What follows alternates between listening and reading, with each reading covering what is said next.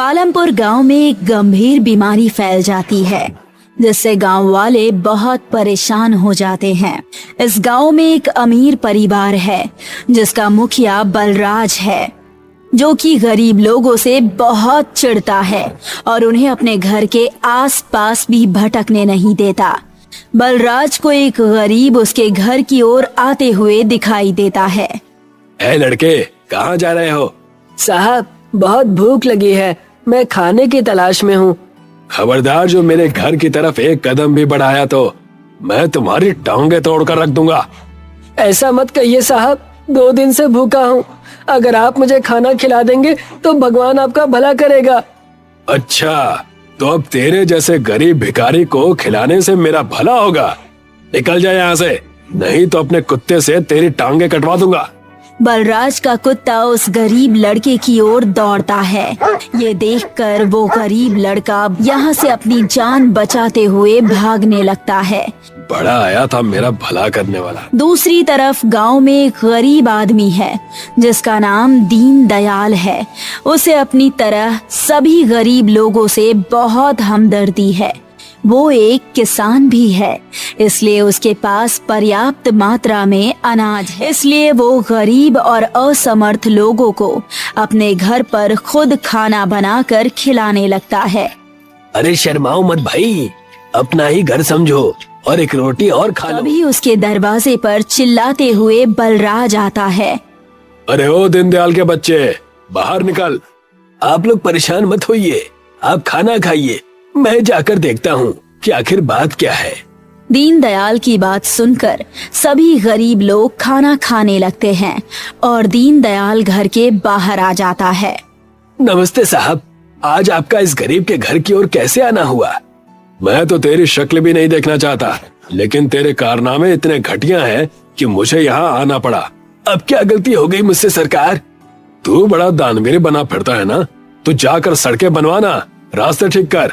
मैंने ऐसा क्या कर दिया? तू जो ये गरीबों को खाना खिला रहा है उससे मुझे परेशानी हो रही है। पर साहब, मैं तो इन बेचारे गरीबों को अपने घर पर अपना उगाया हुआ अन्न खिला रहा हूँ, इससे भला आपको क्या तकलीफ है? तू चाहे अपने घर पर खिला या अपनी छत पर खिला, पर ये लोग उड़कर तो सीधे तेरे घर में नहीं आते ना। ये लोग मेरे घर के आगे से होकर गुजरते हैं। पर इसमें बुरा क्या है? ये इतने गंदे लोग हैं कि इनके पीछे मक्खियां भिनभिनाती हैं और कुछ मक्खियां मेरे घर में भी घुस गई हैं। ये तेरे लिए आखिरी चेतावनी है। अगर आज के बाद तूने इनको खाना खिलाया तो तेरी खैर नहीं। इतना कहकर बलराज गुस्से से यहाँ से चला जाता है। दीन दयाल अपना उदास चेहरा लेकर घर के अंदर आता, जहाँ पर कुछ गरीब लोग खाना खा रहे हैं, जिन्होंने बलराज की चेतावनी सुन ली है। चाचा जी, क्या आप कल से हमें खाना नहीं खिलाएंगे? नहीं बेटा, ऐसी कोई बात नहीं है, तुम चिंता मत करो। तुम्हें जब भी भूख लगे मेरे घर आ जाना और पेट भरकर खाना खा लेना। खाना खाने के बाद सभी गरीब लोग दीन दयाल के घर से चले जाते हैं। दीन दयाल अपने पड़ोसी बलराज की बातों पर बहुत देर तक सोचता है, पर उसका मन नहीं मानता कि वो इस बीमारी के समय में गरीबों की मदद न करे। इसलिए वो गरीबों को खाना खिलाना जारी रखता है। ये देखकर बलराज बहुत चिढ़ जाता है और वो एक पंचायत बुलाकर दीन दयाल पर झूठा चोरी का आरोप लगाता है। मैंने इस दीन दयाल को अपना पड़ोसी और दोस्त माना, पर इसने दोस्ती की आड़ में मेरे घर से 5 बोरी अनाज चुराए हैं। मैं नहीं चाहता ये चोर गांव के दूसरे लोगों के घर में भी चोरी करे, इसीलिए इसे गांव से निकाला जाना चाहिए।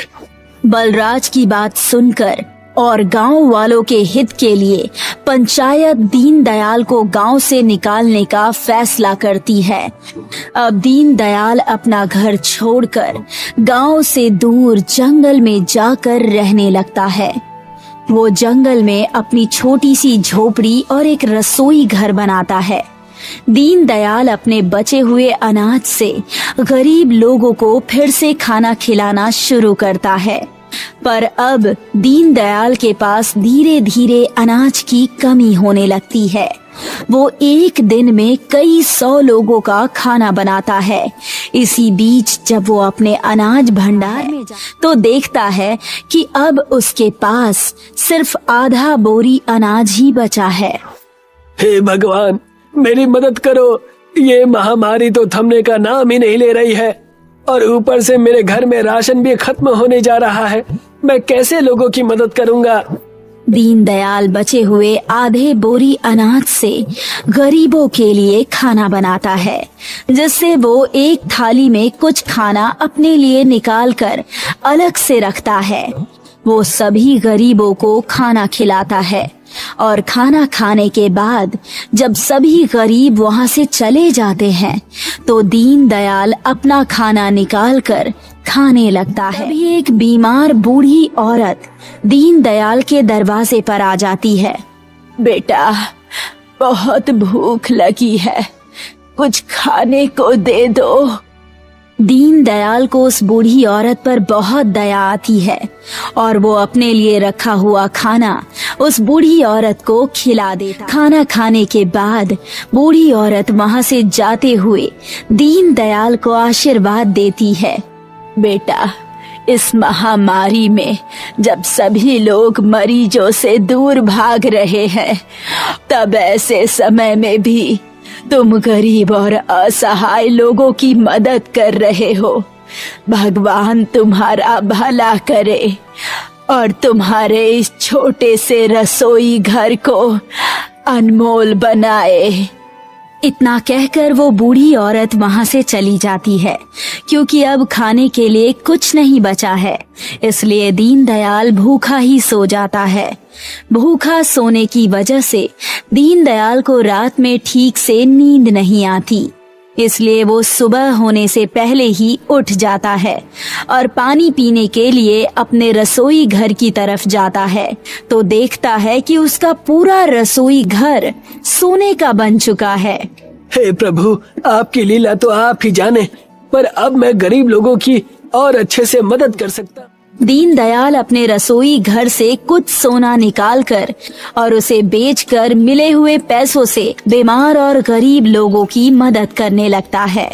इसी बीच बलराज को भी बीमारी लग जाती है और वो भी मदद के लिए भटकते भटकते दीनदयाल के घर पहुंच जाता है।